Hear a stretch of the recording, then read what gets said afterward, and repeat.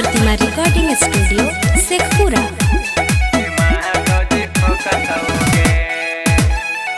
बिना दुआरनिया के घूम हकी छौरी तोरे आदत न छूटतौगे।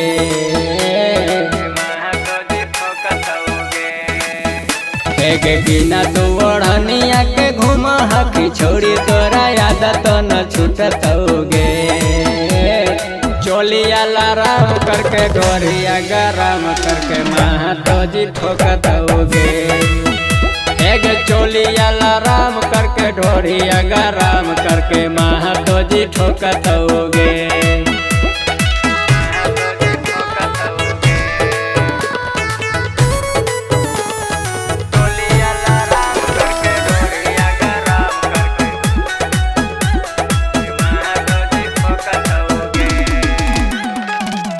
चढ़ल हो जवानी नहीं करे मन मानी गे।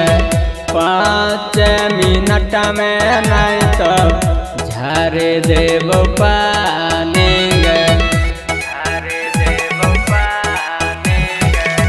चढ़ल हो जवानी नहीं करे मन मानी गे। 5 मिनट में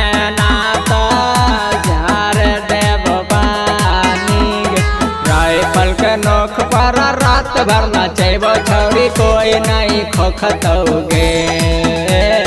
चोलिया लाराम करके ढोलिया गरम करके महतो जी ठोकतौगे। चोलिया लाराम करके ढोलिया गरम करके महतो जी ठोकतौगे।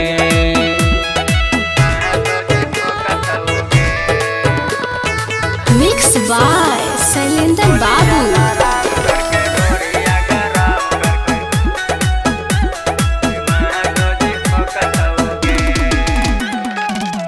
जान ले तू जतिये हमर कई बरांडा गे। जहाँ जाए माहौल बने होई जाए कांडा गे।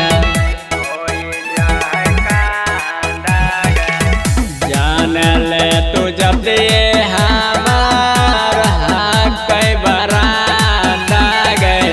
जहाँ जाए माहौल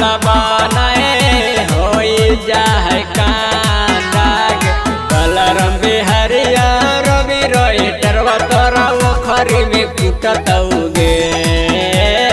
चोलिया लाराम करके ढोलिया गरम करके महतो जी ठोकतौगे।